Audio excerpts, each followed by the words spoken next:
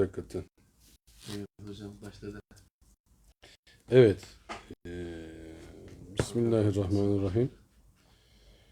Rabbimize hamdolsun bir akşam daha beraberiz. Mikrofonumu almadım ama bir akşam daha beraberiz. Mikrofon. Şimdi daha da bir beraber olacağız. Çatlak saçma gelecek, başlayalım. Hangisine bakayım? Tamam işte baştayız şu anda zaten. Daha baştan ne alacaksın? Şimdi geçen hafta biliyorsunuz Hazreti Yunus'u anlamaya gayret ettik. Saffat suresinin özelinde. Hazreti Yunus konusu geçen hafta dediğim gibi bir böyle 3-4 açıdan, 3-4 cepheden bakıldığı zaman belki biraz daha yerine oturan bir şey. Bizim genel itibariyle yapmaya çalıştığımız ne? Ayet ne diyor? Metin olarak ne diyor?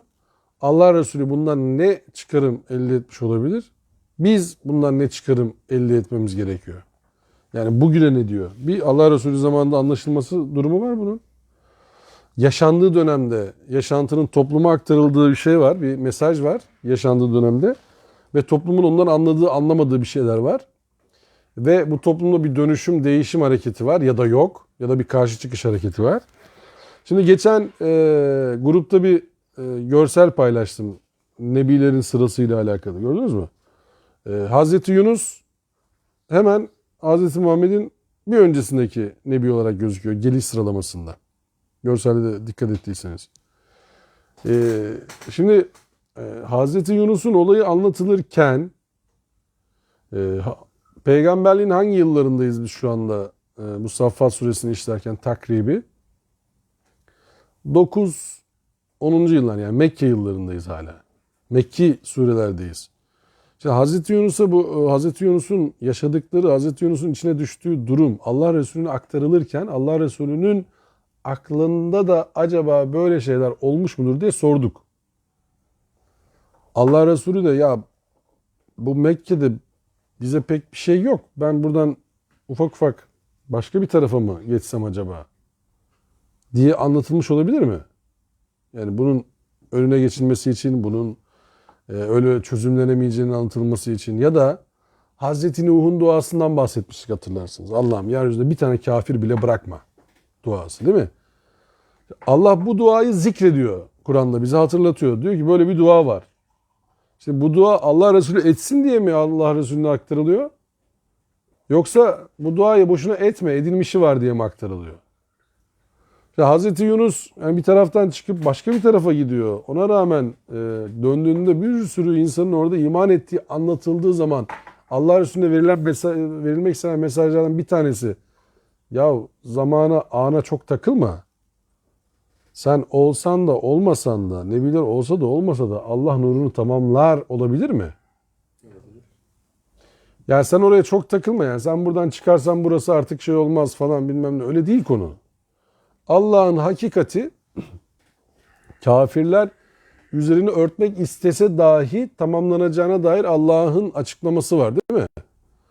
Kafirler onu söndürmek istediler Allah'ın nurunu ama söndüremeyecekler. Velev kerihel kafirun. Bu örtmek isteyenlere zor gelse dahi. Şimdi Müslümanlar olarak şuna bir kere bizim inanmamız gerekiyor. Allah açısından davanın yerde kalma şansı yok. Davanın geride kalma şansı da yok. Hakikatin kaybolma şansı da yok Allah açısından. Yani biz inandık, inanmadık. İnanan sayısı az, çok. Allah'ın böyle bir çetereyle tamam bugün de çok inanan oldu diyecek durumu yok. Ya da bugün de az inanan oldu. İşler kesat diyecek durumu yok. Allah açısından durum öyle. Çünkü mesela şimdi biz buradan teknolojiden izole bir toplum olduğumuzu düşünelim bir an için. Farz-ı misal olarak konuşuyorum bu söylediğimi. Teknolojiden izole bir toplumuz. Bizim yanımıza bu teknolojiyle bir şekilde ercümerç eden insanlar geliyorlar bizim bulunduğumuz topluma ve diyorlar ki ya bende bir tane cep telefonu diye bir şey var. Evet. Bunda var ya ben şimdi bir arasam bizim ülkedeki insanlarla görüşürüm. Görüntülü görüşürüm bir de onlarla. Biz deriz ki adamı nasıl? Nasıl bir teknoloji bu şimdi? Telefon dediğin ne? Ne görüntüsü? Şimdi sen... Yaşadık hocam zaten. Bizim evimizde telefon yokken televizyonda bakıyorduk. Adam arabadan telefonla konuşuyor.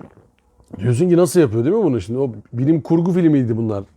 Yani fütüristik diyorlar bunlara öyle. Geleceğe dönük bilim kurgu filmleri. İşte oraya basıyor bilmem ne yanıyor. Buraya basıyor bilmem ne uçuyor. Buraya basıyor elektriği kontrol ediyor. Buraya basıyor. Allah Allah diyorsun ya nasıl bu? Bu da olur mu diyorsun şimdi. Ben arkadaşlarımla şakalaştığımı hatırlıyorum bak. Fütüristik değildik ama şakalaştığımı hatırlıyorum. Diyorum ki arkadaşa ya diyorum bunun ablasının bir fotoğraf makinesi varmış. Sen böyle fotoğraf çekiliyorsun. O böyle yapıyor fotoğrafı filan. Photoshop'u, fotomontajı biz hani böyle şey olarak, şaka olarak anlatıyoruz. Yani yok canım o kadar da olur mu diyor çocuk. Şimdi sen yeter ki şöyle bir görüntü ver. Gerisi bende yani istediğini yapsınlar adamlar. İstediğin yere oturtsunlar seni.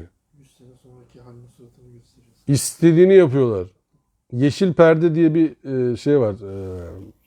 Ne diyeyim size bir kavram var sinemacılıkta ya da çekimlerde. Yeşil perde. Televizyondaki birçok görüntü de öyle şu anda biliyor musunuz? Bu stüdyolar hepsi böyle yeşil perdenin önünde oturuyorlar bunlar. Arkası yeşil. Giydikleri de böyle çok cırtlak renk olmadığı müddetçe adamların ki koyu giydirirler hepsine farkındaysanız. Böyle çok cırtlak yeşil, cırtlak mavi falan giydirmezler. Koyu renkler. Sen Paris'te de program yapabilirsin, İngiltere'de de program yapabilirsin, Bayrampaşa'da da yapabilirsin. Otur burada yeter ki. Arkada yeşil bir perde olsun. Seni semt gezdiriyorlar televizyonda. Filmlerin alayı neredeyse öyle. Bu aksiyon sahneleri var ya hopluyorlar, zıplıyorlar falanla filan. Onlar burada oturmuşlar. Adam burada hareketler yapıyor. Arkaya yerleştiriyorlar sahnelerin hepsini. Şimdi nereye geldi konu? Şimdi sohbete başlamadan önce algı hakikatin yerine geçerse neler olur diye birkaç kelam ettik ya. Ayetleri okurken de bir algıyı yıktığını kabul etmemiz lazım Allah'ın. Yani ayetler müşrik bir topluma geliyorsa, dağılmış bir topluma geliyorsa Allah'ın öncelikli hedeflerinden bir tanesi orada oluşan algıyı alt üst etmek olması gerekir. Çünkü o algılamaları yüzünden, hakikate bozuk bakmaları yüzünden, hakikati doğru algılamamaları yüzünden aslında o hale gelmiş oluyor insanlar. Anlattım mı size bilmiyorum birkaç kere böyle tekrara düşmeyeyim. Bir filmden bahsetmiştim. Kadını namus dolayısıyla infaz etmeye niyetleniyor adam. Filmde. Kadının başına silah dayamış. Silah dayadıktan sonra diyor ki kalk abdest al kadına. Kalk diyor abdest al. Şimdi kadının namus için öldürmesine mi yanarsın? Kadını öldürmesine mi yanarsın? Kadının abdesti gitmemesine üzülmesine mi yanarsın? Abdesti giderse daha iyi olacağını düşündüğüne mi yanarsın? Şimdi neresinden tutacaksın bu olguyu? Ama bu bir olgu. Ama sonuçta ne? Adamın algısı. Şimdi bir tane namus algısı var. Bir tane din algısı var. Bir tane kendine şahsiyet algısı var değil mi? Hakikat mi peki bu? Hakikat bunu mu istiyor? 2-3 ders öncesine gidelim. Hazreti İbrahim'i konuştuk değil mi? Çocuğunu kurban etmeye hedefledi. Rüyamda öyle görüyorum dedi. Ama algısı öyle miydi? Öyleydi. Hakikat miydi? Değildi. Müdahale edildi. Gelelim Hazreti Yunus'a. Dedi ki burası olmuyor. Algılaması öyleydi. Yani bulunduğu toplumu algıladı. Dedi ki burası olmuyor. Olmuyor. Ben buradan gitmem gerekiyor. Kaçayım. Başka tarafa geçeyim. Görev yerimi değiştireyim. Ne dersiniz deyin ona. Hakikat öyle miydi? Bakıyoruz ki yine öyle değil. Yani Nebi de olsanız algılamanızda problem olabilir. Ve Allah tarafından size müdahale gelebilir. 8 yerde gelir Kur'an'da. Festağfir li zembik hitabı. Günahın için istiğfar et. 8 noktada gelir Allah Resulüne hitaben. Şimdi bu efendime söyleyeyim bu noktada gelecek ayetleri de biraz öyle algılamak lazım. Algı. Allah Resullerinin tamamı o algıyı yıkmak için gönderildi. Bozulmuş olan algıyı, hakikatin üzerine giydirilmiş olan deli gömleğini. Telbisu hakka bil batil mi olmuştu ya bir ayet konumunda. Şimdi o hak elbisesini giyemezseniz tamam mı? Olaylara bakışımıza hak elbisesi gelmezse şimdi burada çok 3-4 ders üst üste bahsettik değil mi? Galu ta'irukum ma'akum. Uğursuzluk sizin zihninizle alakalı bir şey. Onu siz söylüyorsunuz. Öyle bir uğursuzluk yok. Ya ne diyorlardı o Yasin suresinde? Diyorlar ki siz geldiğinizden beri burada bir sürü uğursuzluk oldu. Bunu kime diyorlardı başka? İbrahim Aleyhisselam'a diyorlardı değil mi babası tarafından?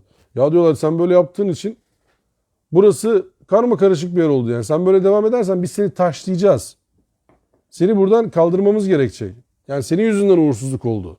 Hazreti Musa için de Firavun diyor ki ya bu sizin dininizi bozuyor. Yemin ediyorum bereket kalmayacak burada yani. Dinimizi alt üst ediyor bu. Şimdi Allah dini alt üst eden şeyleri farklı algılatıyor bize. Büyük günah kavramı üzerinde de burada birkaç konuşma yaptık. Büyük günah. Camilerde anlatılmayan, Kur'an'da büyük günah diye geçen bir kavram. Yapmadığınız şeyleri söylemek. Ya eyyühellezine amenü lime tekulune ma la tef'alun. Kebura maktan indallahi en tekulu ma la tef'alun. İman iddiasında olanlar. Niye yapmadığınız şeyleri söylüyorsunuz ki? Allah katında çok büyük günahtır yapmayacağınız şeyleri söylemek. Ya bu çok büyük günahtır denilen kavram bu kadar netken burada defalarca sordum. Hiçbir cuma hutbesinde bunu duydunuz mu? Büyük günahlardan kaçın. Ne? Yapmayacağınız şeyleri söylemeyin. Hiç büyük günahların arasında bunu sayını duydunuz mu? Zina var, kumar var, o var, bu adam öldürmek var falan filan. Bu aslında bak şimdi ne oldu? Dini nereye koyduk biz? Dine bakış algımızı nereye koyduk biz? Neyin üzerinden din okumaya başladık? İbadetler üzerinden dini anlamaya çalıştık değil mi şu ana kadar? Bize öğretilen hep o değil mi? İbadetler üzerinden. Ahlakı nereye koyacağız biz mesela dinde? Ahlaksız bir din olur mu ya? Halbuki şu dediğin şu an toplumda en çok işlenen büyük günah yani. Yani belki 100 kişiden 90'ı bu günah işliyordur ama belki 100 kişiden 5'i adam öldürüyordur. Tabii. Ama adam öldürmek büyük günah. Ondan herkes bahsediyor. 5 kişi işliyor günahı. Bunu 95 kişi işliyor. Kimsenin haberi yok.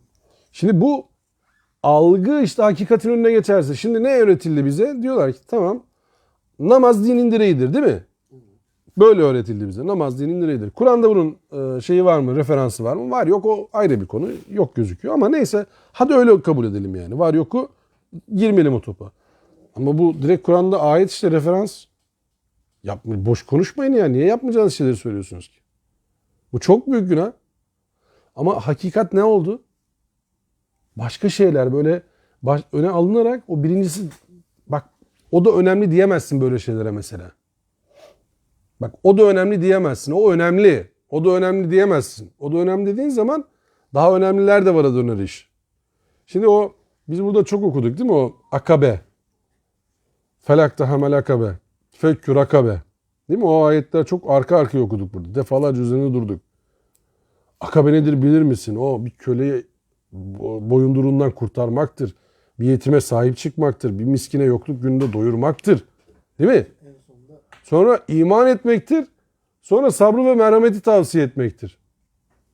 Değil mi? Böyle gelmiyor mu sure? Sıralama böyle. Şimdi bak o da önemlidir denmez orada mesela şimdi. Bak içinde bulunduğu topluma diyor ki önce diyor köleleri azat ederek başlayacaksınız. Özgürlükten başlayacaksınız. Bak özgürlüğü birinci sıraya koydu Allah. Adam özgür değilse onun namazından, merhametinden, tavsiyesinden falan ondan bahsedilmez. Münafık bir toplum çıkacak ortaya. Adam özgür değil, ahlakı özgürlük üzerine kurulmuş değil. Adam 2 metre 20 santim tamam mı? Arabadan bir iniyor.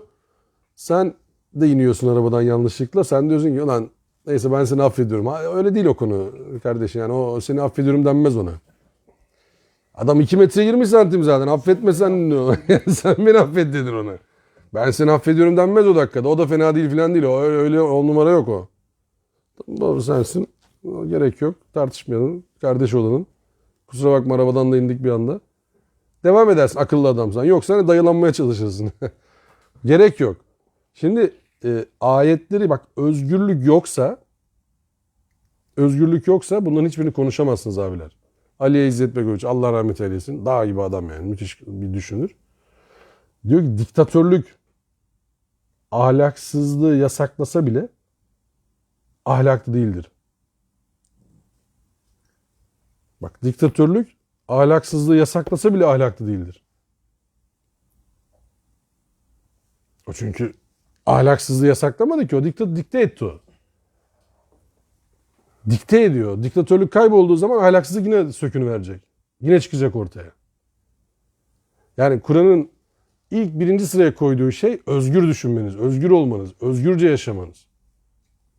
Çünkü o özgürlüğü eğer başka yerlerde ararsanız, birisine yaranmakta, bir kuruma yaranmakta, bir ibadette falan yere yaranmakta falan gibi acayip acayip şeylere koyarsanız o işi, tamam mı? O bir garip bir duruma geliyor. Şimdi namaz kılıyorsun, bilmem ne partisi iktidarda diye bütün bürokratlar namaz kılıyor. Umre'ye gidiyor falan. Bilmem ne partisi iktidardan giderse ne namaz kalacak, ne umre kalacak, ne hiçbir şey kalmayacak. Ne oldu şimdi sen?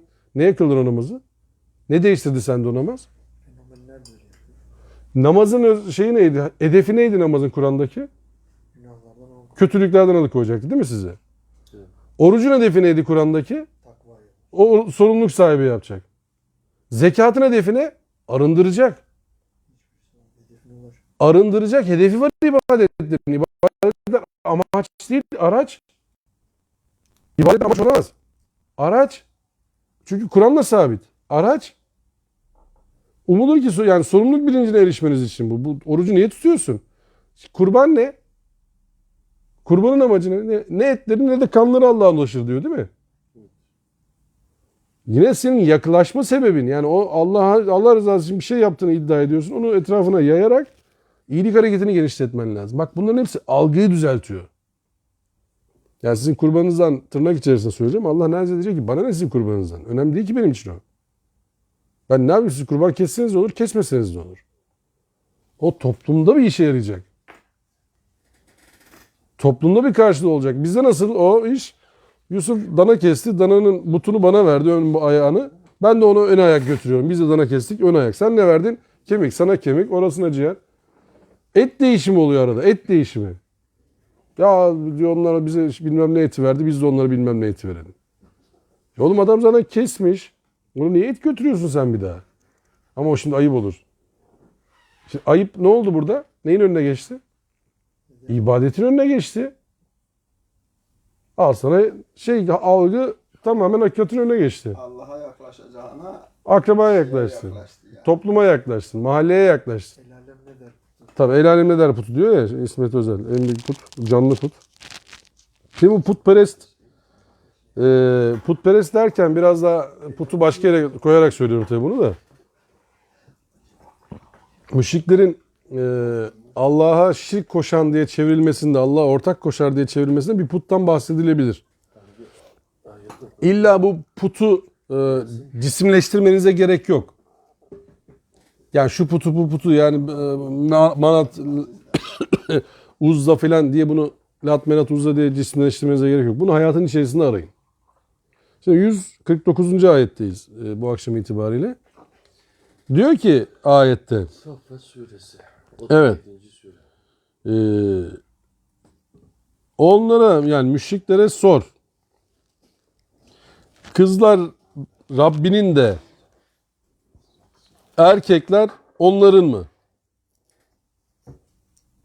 Kızlar Rabbinin de erkekler onların mı? 150. ayet. Yoksa onlar şahitken melekleri kız olarak mı yaratmışız?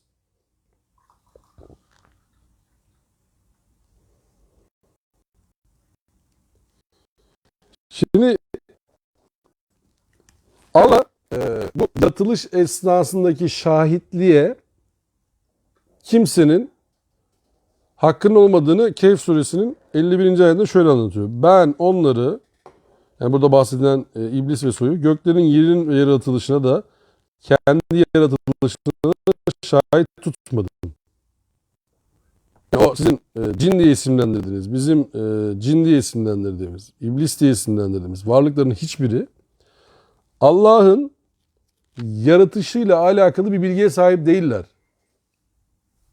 Bu Kur'an'ın işte demin bahsettik Kehf suresinin 51. ayetini okudum. Zuhruf 19'da diyor ki Rahman'ın kulları olan melekleri dişi saydılar. Onların yani meleklerin yaratılışına şahit mi olmuşlar? Şahitlik iddiaları yazılacak veya sorguya çekileceklerdir. Şimdi bu yine geldik algıya. Toplumda bir algı var. Allah oraya açıklama getiriyor. melekler dişi olacaklar ve melekler Allah'ın gönüllüsü olacaklar. Allah'ın hizmetkarı olacaklar ama dişi olacaklar. Amaçları ne? Allah'ı memnun edecekler. Erkekleri niye kendilerini alıyorlar? Bir de o iblis bir soru soruyor ya. Ben ateşten yaratıldım. Onlar toprakta. Evet. Bu bile şimdi biz yanlış anlıyoruz bu ayet. Biz de iblisin dilinden onun nereden hangi bir madde şeyin yaratıldığını söylemiyor muyuz? Ama Allah yanlış. Böyle bir şey yok. Onların bilgisi yok. Demeye çalışıyor değil mi?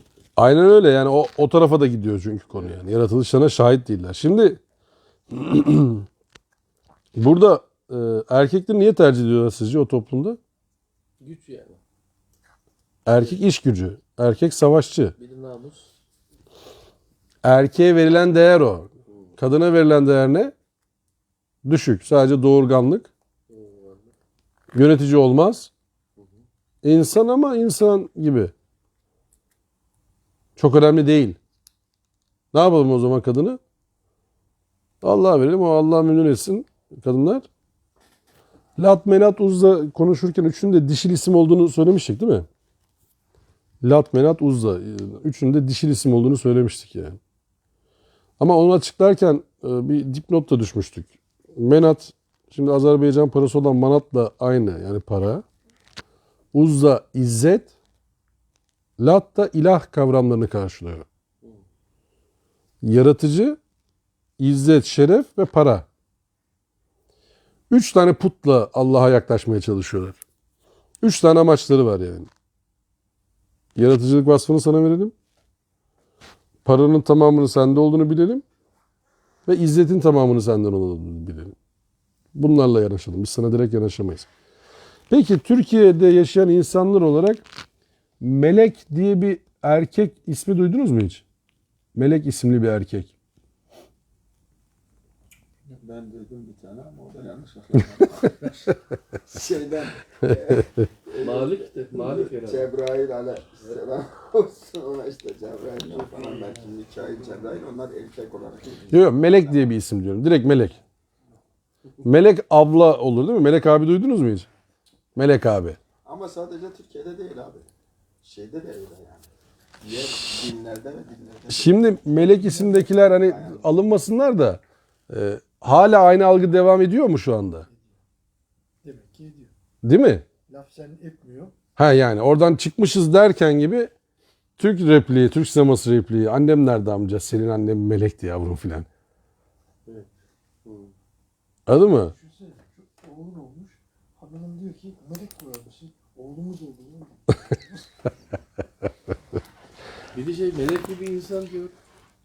Melek O gibi. başka mı yani? Orada Orada cinsiyet yok. Orada cinsiyetsiz. İsme gelince o. Mesela Cebrail diye de bayan ismi duydunuz mu hiç? Yok. Mikail diye bayan ismi duydunuz mu? Bak orada ayrım başlamış. Onlar güçlü melekler. Güçlü. Bak şimdi güç olunca Azrail diye isim duydunuz mu hiç? Azrail. O da ne oldu? O da suçlu melek. Ama İsrafil var değil mi? İsrafil diye de isim var. O da mesela bayağı fonksiyonel bir melek yani anlatılanlara göre değil mi? Bizde balcısı da var abi. Bizde İsrafil balcı var ya. Balcı. Balcı İsrafil. Çok fonksiyonel. Şimdi bizim bak algı nereye götürdü işi? Allah diyor ki siz kızları Allah'a verdiniz. Erkekler size kaldı. Öyle mi oldu? O mu yani konu şimdi? Ya bak bu aslında bu meydan okuma bunların hepsi işte. O paradigmayı yıkmak için meydan okuma. Siz diyor öyle dediniz diye Allah bunu kabullenecek öyle bir şey yok ki yani. Nereden çıkarttınız bunu? Şimdi o toplumda demek ki bir inanış var. Ya bunlar putperest ya da müşrik ne derseniz deyin buna. İkisi de birbiriyle girişli çıkışlı kavramlar. Ama hiç Allahsız bir inanç değil bu. Sıfır Allah inancı yok. Yani bu putlara niye tapıyor bunlar? Erkan Aslan abiye benim için de melek gibi derler diyor. Evet. Erkan Aslan abi öyle. Diyor. Erkan Aslan, Selamlar. Erkan Aslan abi de öyledir yani. Şimdi o Bizim anlamamız gereken şey ne? Bak şimdi algı. Bak Kur'an algıya hedef aldı. Suçluya değil. Bak burada o onu söylüyor falan demedi. İsim vermiyor. Algı yönetimi. Kur'an diyor ki algınızı düzeltin. Hazreti Musa ile Firavun'un karşılaşmasında biz burada çok üzerinde kaldık onun değil mi? Orada paradigmayı alt üst ettik Hazreti Musa. Paradigmayı alt üst etti. Onların algılarını yerle bir etti. O algıyı ortaya koymaya çalışanlar, o ana kadar formülü ortaya koymaya çalışanlar dediler ki biz Musa ve Harun'un Rabbine iman ettik. Tamam doğru bunlar. Halbuki biraz önce o algıyı savunuyorlardı onlar. O paradigmayı savunur vaziyettelerdi. Sonra dediler ki bir dakika bunu yaptığı doğru biz Musa ve Harun'un Rabbine iman ettik. Daha fazla yok. Geçmiş olsun. Şimdi burada algıyla karşılaştığında nasıl davranacağına dair de bir örnek almış oldun. Şimdi orada da iki tane örnek var değil mi? Birileri dediler ki biz Musa ve Harun'un Rabbine iman ettik. Öbürü ne dedi? İzin vermeden mi iman ettiniz? Ben izin vermedim siz iman ettiniz ha. Ben şimdi ellerinizi çaprazlama falan bir keseyim bak şimdi. Ellerinizi ayaklarınızı keseyim ben şimdi sizin. Halbuki o da algıya şahit oldu. Bir de ortada şahit gelen başka bir kişi de vardı. Yani İmanına şey yapan bir kişi. Niçin bunu öldürüyorsun? Allah. Rabbim Allah dediği için mi diye Musa tarafta duruyor ya. evet. Evet. İşte hakikate karşı duran, hakikati savunan, hakikati için mücadele eden. İşte farklı insan türleri var yani. Birçok sahne var her Kur'an kıssasında. Bayraktar Hoca anlatmıştı geçen Cuma dersinde o sahneyi çok güzel anlattı. Yani diyor ki 153. ayet.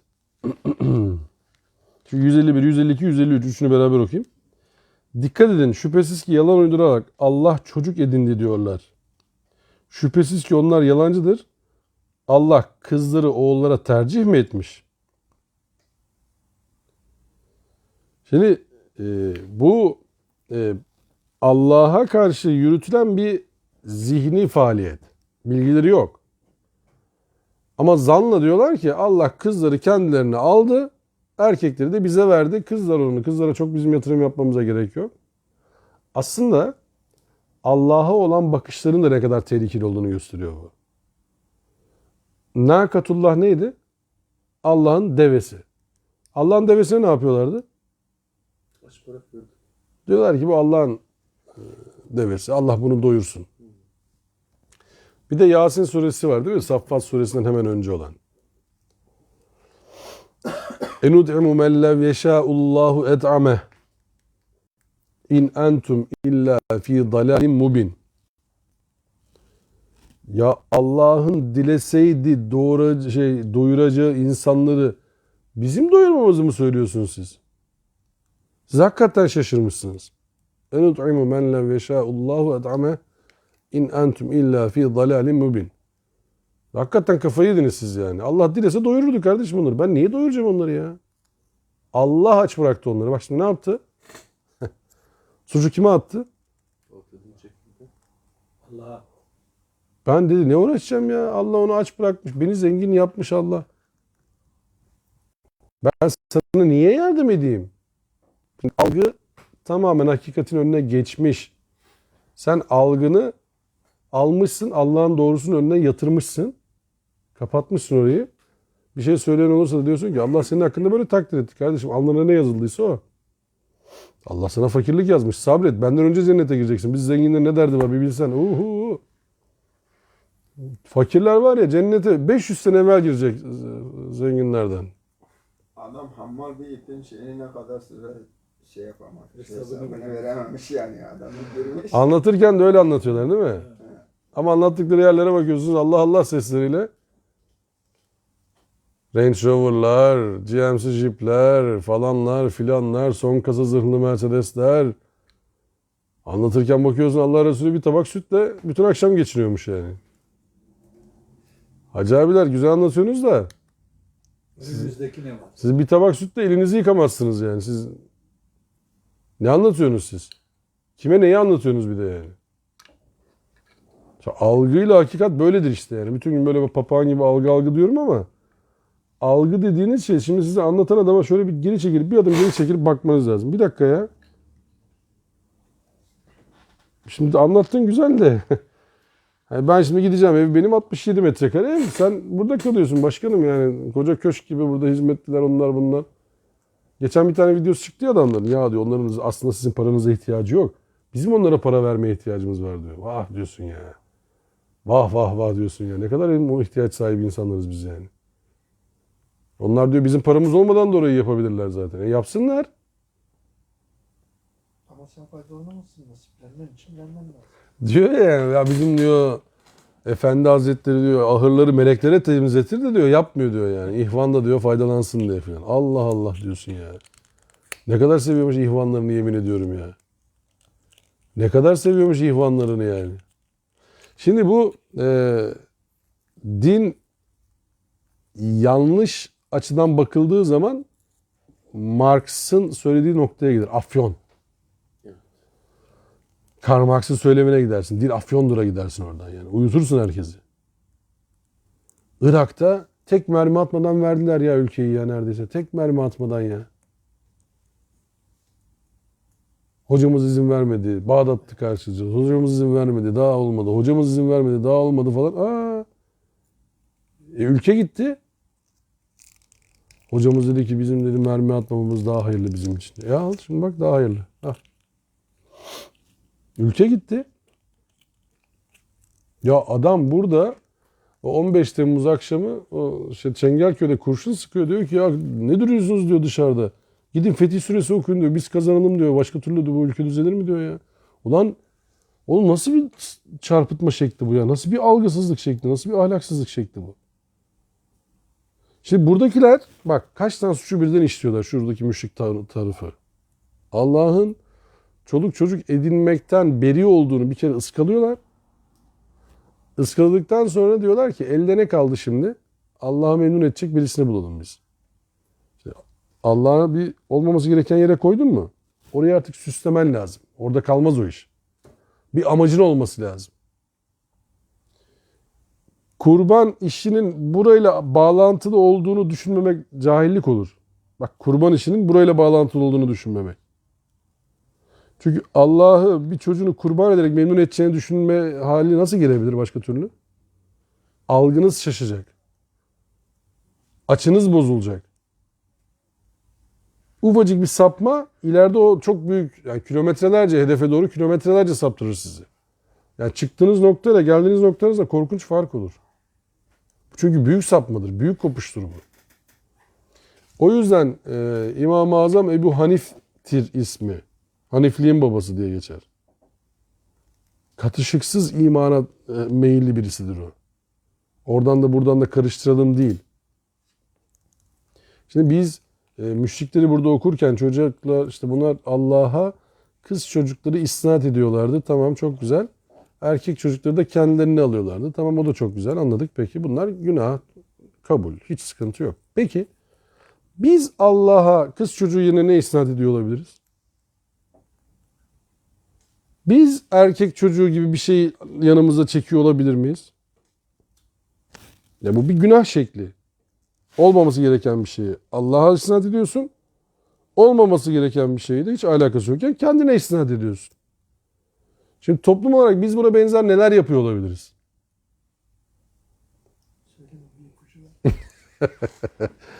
Biz yani burada Allah Resulüne söylediği, Allah Resulü'nün insanlara söylediğini anladık.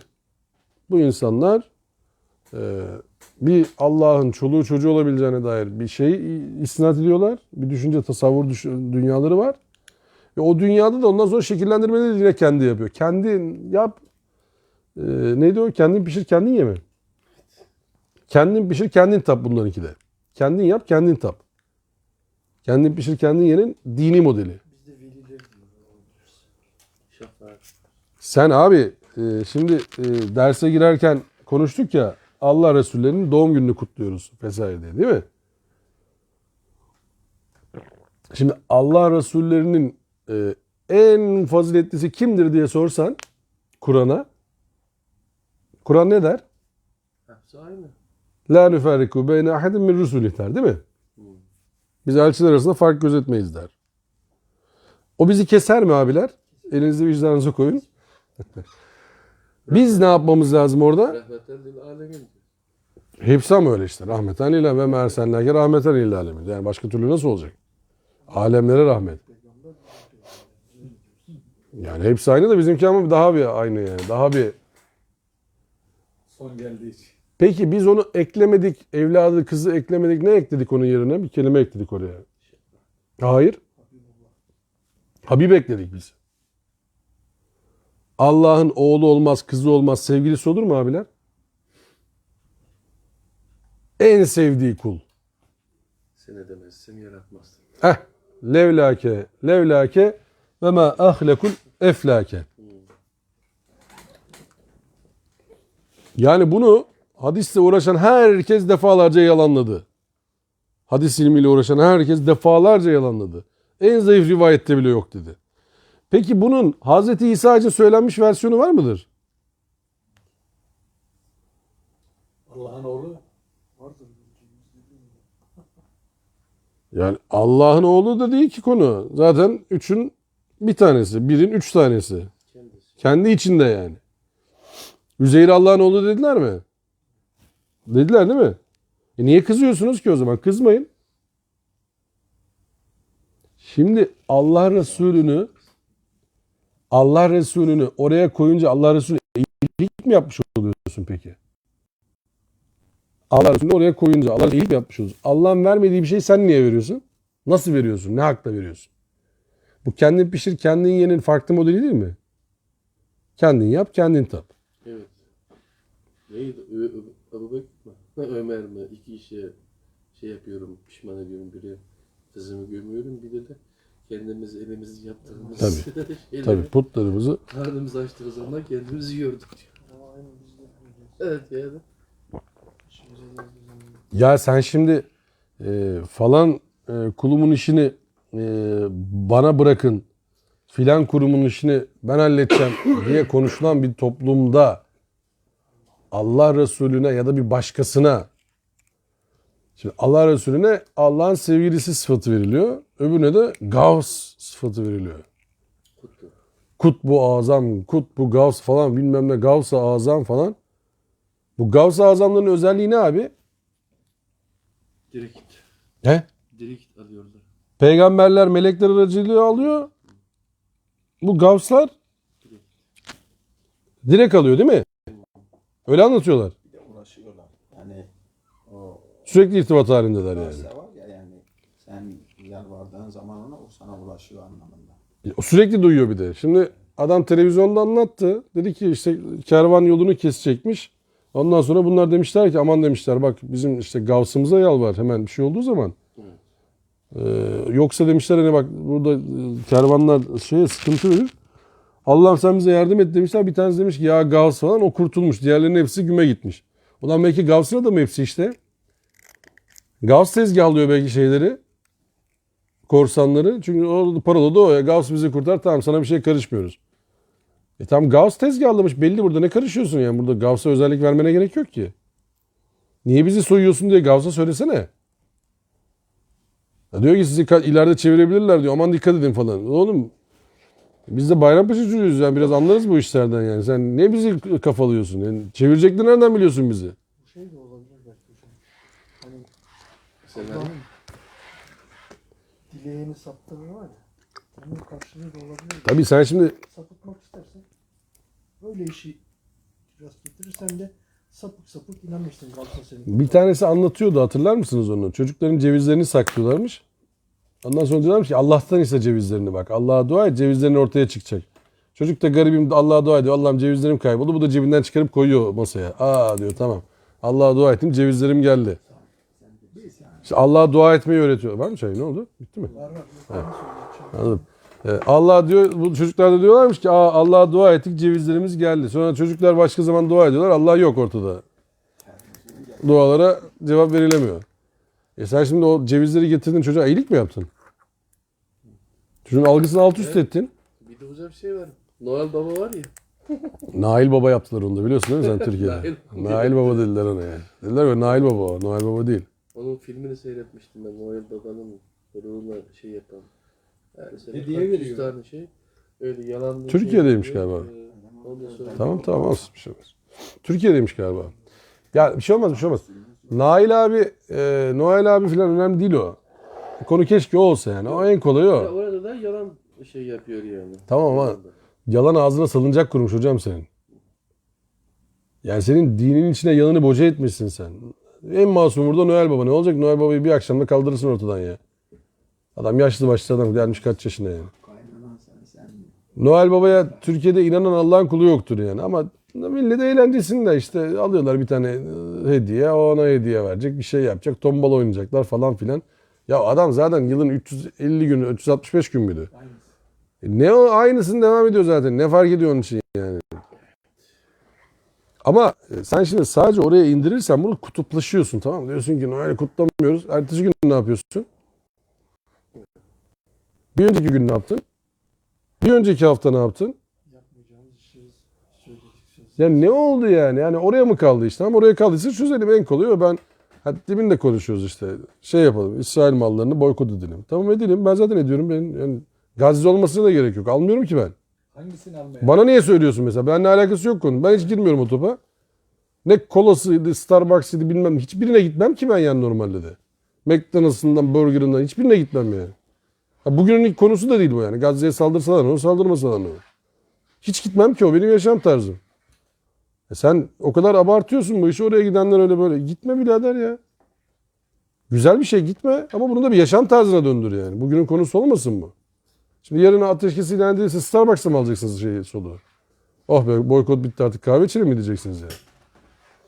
Şimdi konuyu şuraya getirmeye çalışıyoruz. Çok böyle dallanıp budaklandırmayalım. Algı hakikatin önüne geçerse abiler yerinize kendinize başka kutsallar bulursunuz. Bak algının hakikate önüne geçtiğini şuradan fark edin. Kutsalı insanlar uyduruyorsa orada hakikat yoktur abi. Şeriat gelene kadar her şey mübah. Bak kutsalı insanlar uyduruyorsa orada hakikat yoktur. Hakikat oradan taşınmıştır, başka yere gitmiştir. Dinde, Kur'an'da olmayan bir haramı siz dine sokuyorsanız, Kur'an'da olmayan bir helali siz dine sokuyorsanız, bunu hocalarınız, hacılarınız, din adamlarınız yapıyorsa ve siz buna ses çıkartmıyorsanız orada hakikat emekliye ayrılmıştır. Orada artık Allah bela vermiştir. Size hala bela gelecek mi diye bakınıyorsunuzdur etrafa. Bundan daha büyük bela olmaz. Hakikat kaçtı oradan. Hakikat yok. Yani bir sabiteniz yok. Ama şey tartışıyorsunuz. Bu doğru mu, bu yanlış mı? Sabite yok ki. Neye göre tartışacağız bunu? Ya bir sabit olması lazım. Bir sıfır noktası. Sabit bir sayı. Bir şeyin üzerinden konuşmamız lazım bunu. İşte konuşacağınız tek sabite var Kur'an. Siz bu Kur'an'ı hayattan almışsınız. Saklamışsınız. Kur'an'la alakalı Allah Resulü'nün şikayeti neydi? Mehcur bıraktı. Ümmetim Kur'an'ı mehcur bıraktı. Terk etti demiyor bak. Mehcur. Mehcur ne demek? Bir yerde hücrelediler onu. Bıraktılar oraya. Yokmuş. Sıkıştırdılar. Kur'an'ın işe yaradığı yer neresi diye saysan Türkiye'de şu anda. 3 tane yer sayın desem bana. Kur'an'ın işe yaradığı yerler. 3 tane yer sayın bana. Cenaze. Bir de Ramazan'da şey yani. Başka? Mevlüt. Sünnet mevlütü. Cenazeler. Değil mi? Arabaya asarız. Bir de milyon tane Fatiha Heh. biriktirecekler. 100 bin salavat, 100 bin Yasin. Dağıtacak. Sabaha kadar Fetih Suresi. Ya siz Kur'an-ı Kerim'in misyonunu alt üst ettiniz zaten. Kur'an-ı Kerim hayattan çıkmış. Ya Kur'an-ı Kerim hayattan çıkmış. Siz diyorsunuz ki okunan Kur'an'ın sevabını evvelen bizzat. Ya bırak öyle bir şey yok. Kendineydi o. Yani dirilsene sen. Ne yapacaksın yani? Ruhuna hediye ediyorum Kazım abi bu akşam okuduklarımızın hepsini. Ne olacak? Erken abi diye Perşembe akşamı ödüyor. Perşembe akşamı okuyor mu Kur'an? Ben bilmiyordum. Ya sen de hiçbir şey bilmiyorsun ya Allah ya. Sen de hiçbir şey bilmiyorsun. Yani. O zaman bu akşam okunan Kur'an'ı Erkan abinin ruhuna hediye edelim biz. Anladın mı? Öyle olsun. Evet. Madem öyle.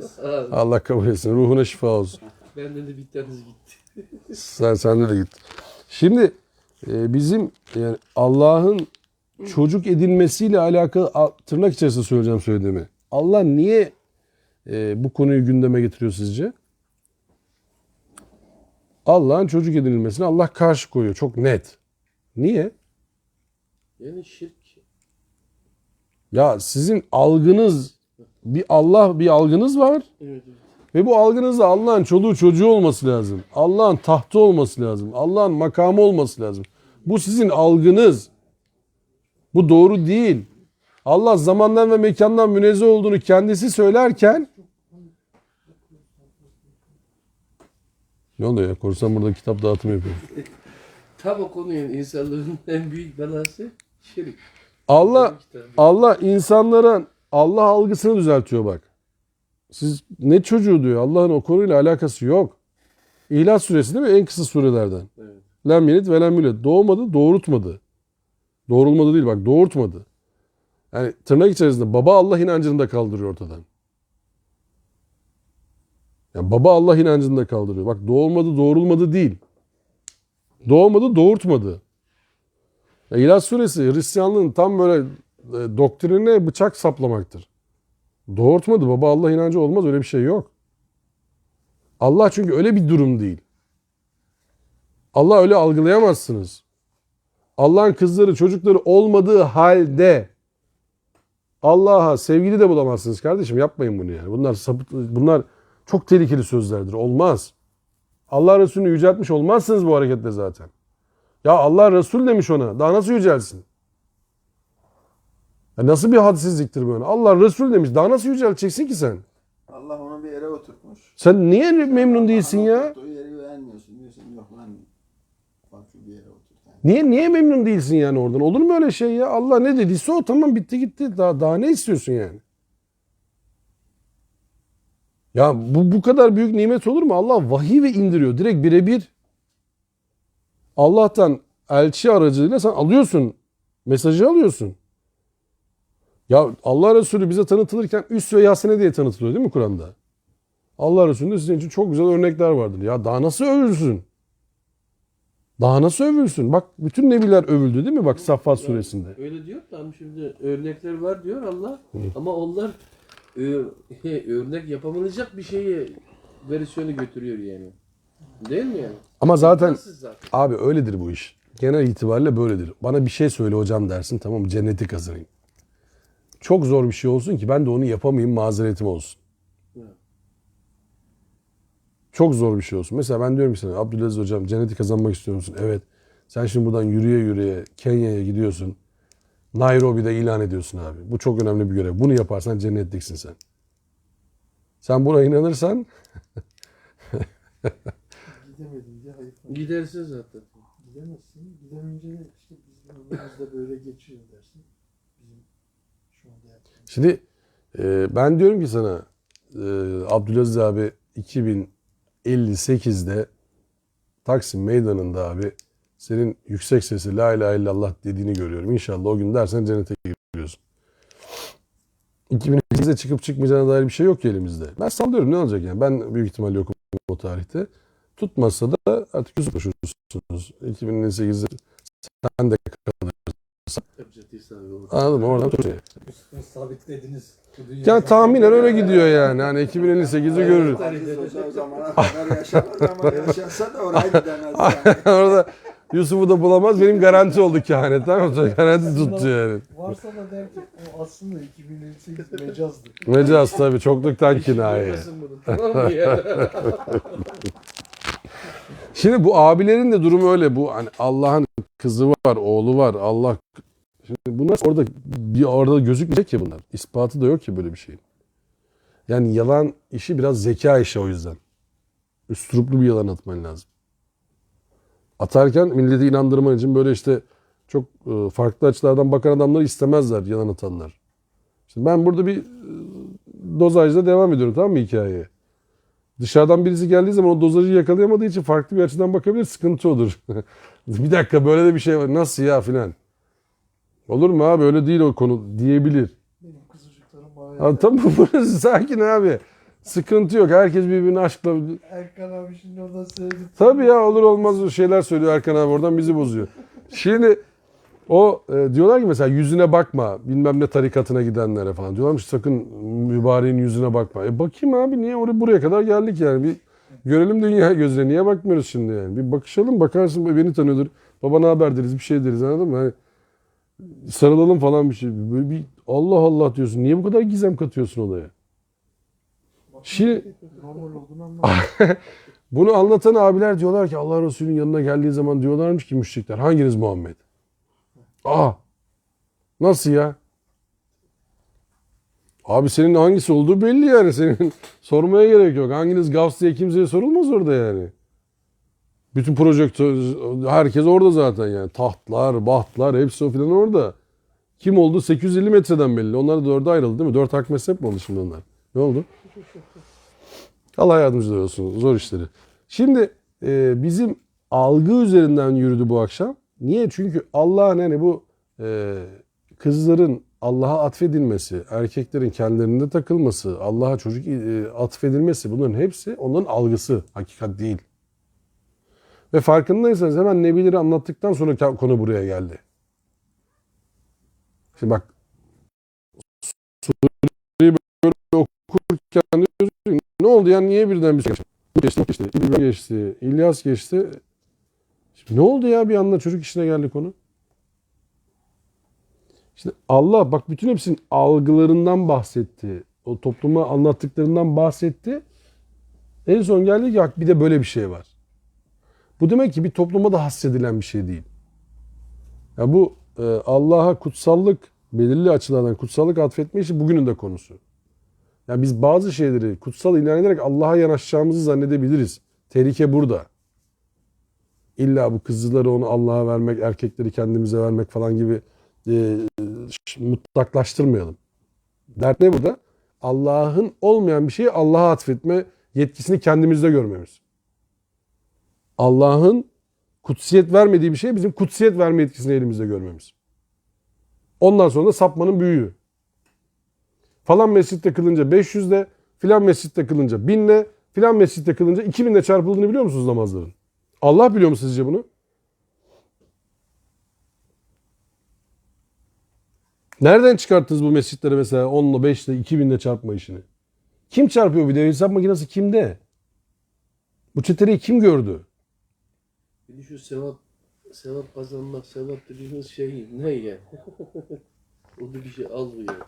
Hayır diyorum mu bak şimdi sen belirli bir mekana burada rahmetli Fethi abimiz vardı. Tanıyor musun Kazım abi sen Fethi abi? Allah selamet versin. Allah selamet versin. Çok iyi bir abimizdi rahmetli Fethi abi. Hala iyi bir abi ama yani adam eğitim görevlisi şimdi bizim gibi değil mi yani bildiğin üniversitede ders veriyor adam. Fethi abi diyordu ya o zaman Mescid-i Aksa yoktu diyor o zaman öyle bir mescit yoktu ki diyor ortada yani. Biz diyoruz ki nasıl olmaz ya Fethi abi yapma gözünü seveyim yani. Allah Resulü gezmiş camlarına bakmış. Ya mescit yok diyor mescit. O zaman da yapılmış mescit yok ortada. Peki bir şey soracağım. Mescid-i Aksa deyince aklınıza ilk gelen fotoğraf hangisi? Altın kaplı. Altın kaplı Kubbetüs Sahra değil mi? Orası Mescid-i Aksa mı acaba? Değil.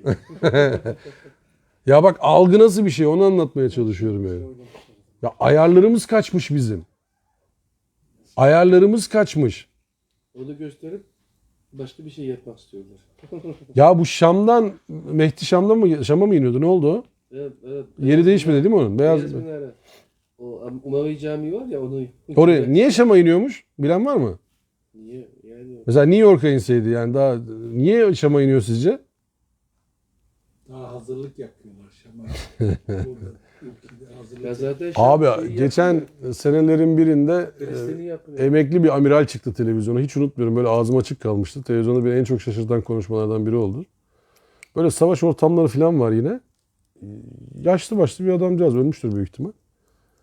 Dedi ki Kaç kişi ölmüştür dedim bir abi. ya bu kesin ölmüştür ama öbürleri değildi. bu hakikaten yaşlıydı. Bir 58. Dedi ki ya dedi ben dedi bu İsrail'in dedi Hristiyanların dedi Müslümanların savaşmasını anlamıyorum dedi bu dedi. Çok yanlış işler dedi filan. Ben de hani dünya barışı falan bir şey diyecek zannediyorum adam anlatırken. Dedi hepimiz Mehdi'yi bekliyoruz dedi yani. Bunda dedi hiç dedi şüphe yok. Hepimiz dedi Mehdi'yi bekliyoruz. O gelince dedi her şey düzelecek zaten dedi filan. Bu adam amiral. Amiral abi. Bu hani şey de değil ha, yani böyle tırnak içerisinde söyleyeceğim size. İslami cenahtan birisi de değil ha. Yok İslam'ın cennetten. Değil. Ben abi o seyrettiğim adam değildi. Yani belki şeydi de o seyrettiğim adam değildi. Bu adam zaten öldü hocam. Öyle. Sayın Cumhurbaşkanımızın danışmanı. O sonraki o. O sonraki. Bu seyrettiğim adam o değildi. Bu olabilir. Bu baya böyle kravat gömlek çıktı abi oraya anlatıyor, tamam mı, işte strateji şöyle böyle falan. Dedi hepimiz Mehdi bekliyoruz dedi ya. Burada tartışacak hiçbir şey yok dedi. Hocam Mehdi'yi bekleyenler çok yani. Mehdi Hazırlık talebi. yapıyor dedi o. Bekliyor. O diyen kişi de hazırlık yapıyoruz dedi. İşte o sonraki versiyon devam ediyor. Ama şunu söylemek istiyorum. İşte biz hakikati yanlış yere koyarsak orada çok dolgu malzemesi var. Hakikati bende diye lanse edenlerin de başımıza işler açtığını gördük Kur'an'dan. Bunun şahıslaştırırsak bu numarayı en bariz çekenlerden bir tanesinin adı neydi? Samiri'ydi değil mi? Hazreti Musa ortadan kaybolduğu an ben dedi bir haberler alıyorum galiba dedi. Bu uzağa yapalım falan dedi. Bununla Allah'a dedi bir şey yaparız dedi. Oradan ses çıkınca da anladım dedi, şunu diyor Allah falan. Ortalık karıştı bir anda. Hazreti Musa'nın Hazreti Harun'a kızması nasıl? Sakalından tutup ya ne yaptın sen ya? Nasıl ya? Anamın oğlu sen ne yaptın ya? Ya bana kızma. Bana niye kızıyorsun? Ona kız. Ben ortalık karışmasın diye sesimi çıkaramadım yani. Dakikada. Öldürecek mi diye. Tabii ya cezalandıracak. Dakikada karışıyor ortalık. Bak şimdi. Hazreti Musa Allah'tan tırnak içerisinde vahiy almaya gidiyor değil mi? Diyor ki ben vahiy alacağım geleceğim. İnzivaya çekilmem lazım. Daha dakikada ya. Daha peygamber işlerinde yani. Bir de yine şeyden geçmemiş mi Nil Kızılderili'nin şeyden. Kızıldeniz. Kurtulmuş. Ya onu bırakın. Bak hani Firavun'un etrafındakiler öyle, Hazreti Musa'nın etrafındakiler böyleyi bırakın bir tarafa. Bak ne kadar tehlikeli bir şey olduğunu anlatmaya çalışıyor bu algılamanın. Algılarınızı açık tutun, o yüzden gözünüzü seveyim yani. Allah Resulü ve arkadaşları Medine'deki ensar değil mi? Ev sahipleri. 10 numara insanlar. Yani muhacirler evlerini açmışlar. Allah Resulü'ne evlerini açmışlar. Canlarını vermişler yani. Şaka değil bu iş. Öyle kolay iş değil. Savaştan dönüyorlar. Ganimetler dağıtılırken ganimetler dışarıdan gelenlere dağıtılınca Medine'de bir şey çıkıyor. Konuşmalar çıkıyor. Ya bize de bir şey kalmadı yani. Biz de bu kadar uğraştık ettik ama bize de bir şey kalmadı. Bizde de hani biraz ganimet olsaydı. Çelişkilik mi yapıyor? Ya ne oldu yani falan. Anladın mı? Yani bak daha Allah Resulü içlerinde ya yeni meydandan dönüyorlar yani. Savaş meydanından dönüyorlar. Kılıçlar kırına yeni girmiş. Oklar kırbaya falan daha yeni konuluyor yani. Allah Resulü diyor ki ya Allah Resulü sizde olması yetmedi mi yani? Olmuyor mu bu? Ya Resulallah yani biz öyle demek istemedik yani. Yok. Hiç öyle bir şeyimiz yok da. Hani öyle bir aklımızdan geçer gibi oldu. Bak daha Allah Resulü içlerindeyken. O yüzden abiler gecenin hülasası benim zihnimde öyle oluştu. Ama en doğrusunu Allah bilir. Algı çok önemli bir şey. Algılarımızı oynatmayalım. Algılarımızı başkasına verdirtmeyelim. Yani algılarımızı başkaları yönetirse Kur'an hariç özellikle din hususunda, bu ticaret hususunda da öyledir, arkadaşlık hususunda da öyledir. Eğitim hususunda da öyledir. Hayatın her alanında öyledir bu iş. Nasıl sosyal medyanın bu kadar etkili. Tabii. Tabii yani bu algıları yönettirmeye kalkarsak başkalarına perişan olur gideriz. Bizim ana hedefimiz var. Kur'an halkaları, Kur'an çalışmalarının ana hedefi Kur'an'dır abi. Hiç kimseye çağırmaz burası. Hiçbir hocaya çağırmaz burası. Başından beri böyle de bundan da sonra böyle devam edecek. Kur'an halkası dediğiniz yerde Kur'an'a çağırır. Kendine çağırır herkesi. Ben olsam ne olur, öbürü olsa ne olur. Yarın Abdülaziz anlatır. Haftaya Yusuf anlasın dersi. Hiç önemli değil. Çağıracağı yer değişmesin. Hafta Yusuf anlasın dersin, şaka yapmadım ben, yapsa. Anlat yani. Ne olacak ya? Hakikati çağırmayacak mı arkadaş? Eksik çağırsın, ne olacak yani? Çam devirsin, ne olacak? Bir şey olmaz. Yeniden çamı inşa ederiz, bir şey olmaz. Allah Resulü sağa sola vali atadı. Hepsi böyle üst düzey anlatıcı mıydı? Hiç mi hata yapmadılar? Öyle bir şey olabilir mi? Mümkün mü o? İnsan bir şey anlatacağım derken hata yapmaktan korkar mı? O zaman hiçbir şey anlatamazsın, hiçbir şey yapamazsın zaten. Çıkarsın, elinden geldiği kadar anlatırsın. Araştırırsın, bir de haftaya daha iyi araştırırsın. Bir de ama her anlatıda şunu ben kendime de söylemeye çalışıyorum. Belki de son anlatışım bu benim. Ben bilemiyorum ne olacağını yarın. Haftaya ne olacağını bilmiyorum. 2058 falan dediğime bakmayın. Yarın ne olacağını, 5 dakika sonra ne olacağını bilmiyorum. Öyle bir numara yok.